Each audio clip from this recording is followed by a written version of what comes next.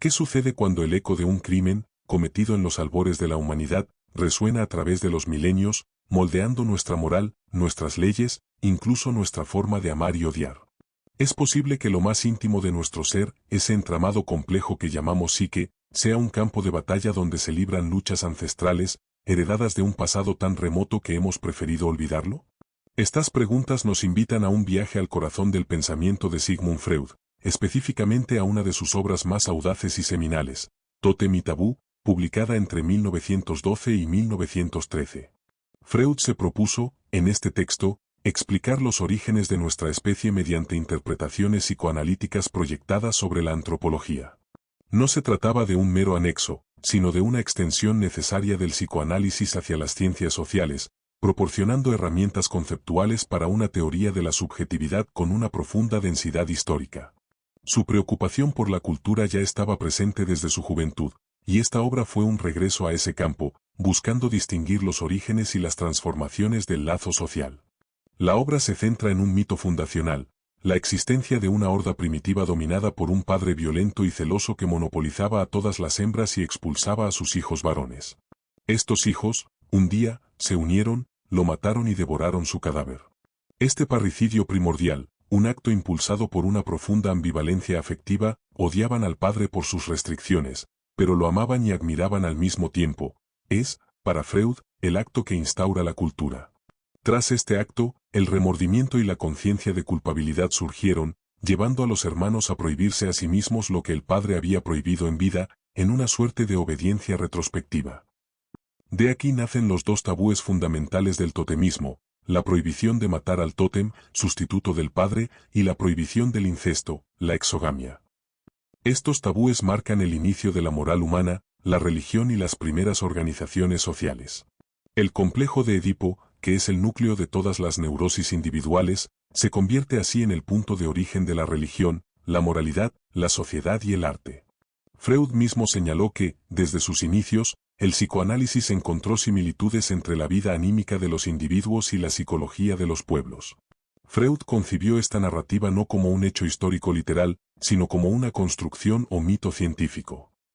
Para él, el mito es una herramienta poderosa y precisa para comprender la inteligencia del psiquismo y del orden social, ya que el pasado remoto perdura y florece en el presente. Es un drama universal que representa la lucha continua entre Eros, la pulsión de vida, y la pulsión de muerte, Tánatos, una dinámica que da forma a la cultura y la civilización. Este trabajo fue considerado por el propio Freud como una de sus obras más logradas y fundamentales, al nivel de la interpretación de los sueños. La perspectiva freudiana, a pesar de sus casi 100 años, mantiene una vigencia asombrosa y es considerada una obra profética. La razón es clara: el pasado, y en particular los traumas fundamentales, dejan huellas imperecederas en la historia de la humanidad que continúan modelando nuestro futuro. Freud enfatiza las rupturas y los olvidos, tanto individuales como históricos, y describe la modernidad como intrínsecamente traumática. La represión, un concepto central, es el mecanismo que fundamenta la existencia del inconsciente y el proceso de constitución subjetiva, haciendo que lo reprimido regrese, a menudo, en forma de síntomas o repeticiones. Los traumas reordenan el tiempo interior del sujeto alrededor de un punto fijo, lo que puede observarse en la compulsión a la repetición. El inconsciente es atemporal, el pasado no pasa. El tabú, central en este mito, es en sí mismo una palabra ambivalente, significando tanto sagrado como inquietante, peligroso o prohibido. Las prohibiciones tabú surgen de deseos intensos reprimidos. La ambivalencia afectiva, esa coexistencia de amor y hostilidad, es el motor psicológico subyacente de los tabúes y de las neurosis obsesivas, que Freud compara directamente con los ritos primitivos. La prohibición del contacto es la principal y central en la neurosis obsesiva y en el tabú. Para Freud, la disminución de la ambivalencia ha conllevado la progresiva desaparición del tabú. El gobierno del derecho es para Freud una fuerza civilizadora dialéctica o paradójica. Surge del deseo y de la violencia que luego busca contener. El derecho es la fuerza de una comunidad que se opone a la violencia individual, pero curiosamente, el propio derecho oculta una violencia inherente. La culpa generada por el parricidio es fundamental para el surgimiento del derecho, y este, a su vez, moldea al sujeto moral. Para Freud, La humanidad no pudo transformarse en una comunidad autogobernada sin someterse tardíamente a un padre sustituto, tótem, Dios, haciendo que el gobierno del derecho sea una continuación transformada y encubierta de la ley del Padre. El superyo, como instancia psíquica, internaliza la moral y los principios del derecho, representando una sumisión tardía al Padre. Gran parte de sus actividades permanecen inconscientes, y puede volverse hipersevero, actuando como un juez en un juicio kafkiano. Los primeros sistemas penales de la humanidad, según Freud, están enlazados con el tabú, sugiriendo un fracaso previo en la regulación del inconsciente. La relevancia de Freud para nuestra sociedad actual es innegable. La crisis de autoridad que vivimos hoy en día, caracterizada por la corrupción y la transgresión de normas, puede interpretarse como un estadio de horda primitiva.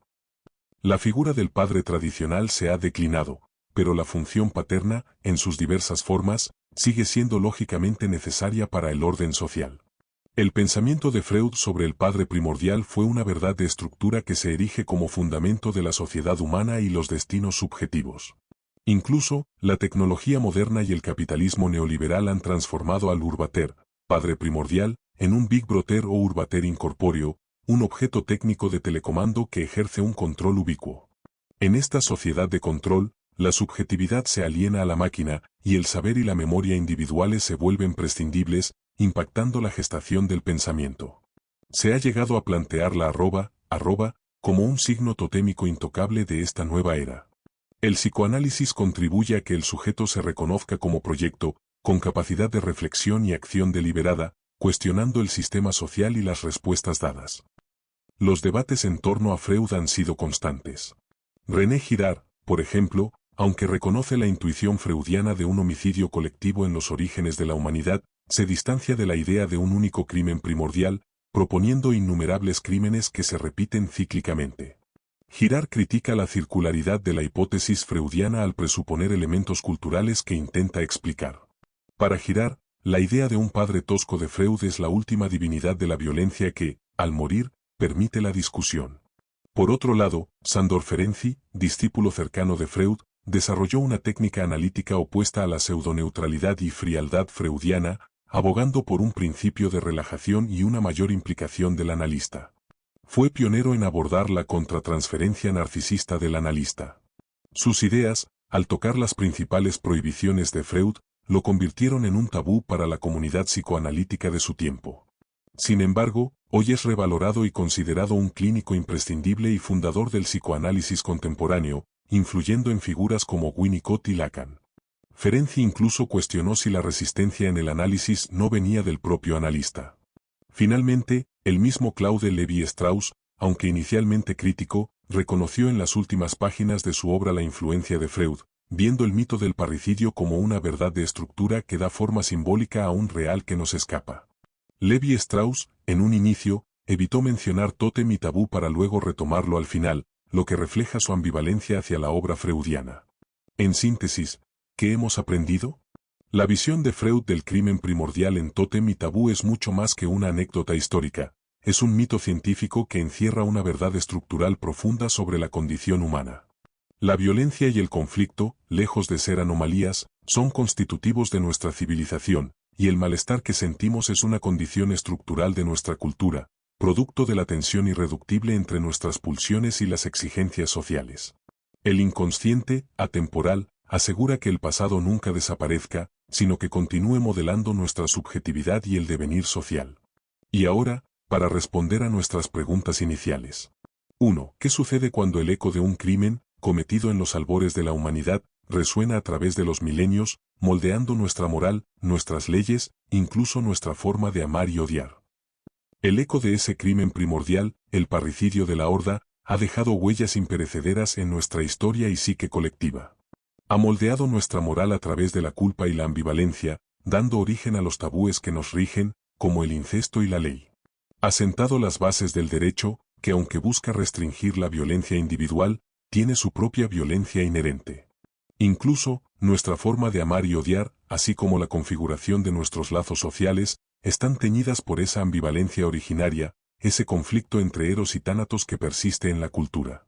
El pasado no pasa, y se manifiesta en las complejidades y malestares de nuestra sociedad contemporánea, desde las crisis de autoridad hasta la influencia de la tecnología, donde el padre primordial se transforma en un Big Brother omnipresente. 2. Es posible que lo más íntimo de nuestro ser, ese entramado complejo que llamamos psique, sea un campo de batalla donde se libran luchas ancestrales, heredadas de un pasado tan remoto que hemos preferido olvidarlo. Sí, para Freud, el psiquismo individual es intrínsecamente un reflejo y un escenario de estas luchas ancestrales. La realidad psíquica tiene un peso inmenso, y los traumas filogenéticos, como el parricidio, se inscriben y se repiten, no como recuerdos conscientes, sino como compulsiones a la repetición y síntomas neuróticos que nos atan a nuestra protohistoria. El malestar en la cultura es la prueba constante de que el conflicto entre nuestras pulsiones y las exigencias de la civilización es estructural y transhistórico. En ese sentido, nuestro ser más íntimo es, en efecto, un campo de batalla donde se debaten los ecos de un pasado que, aunque olvidado, nunca deja de operar.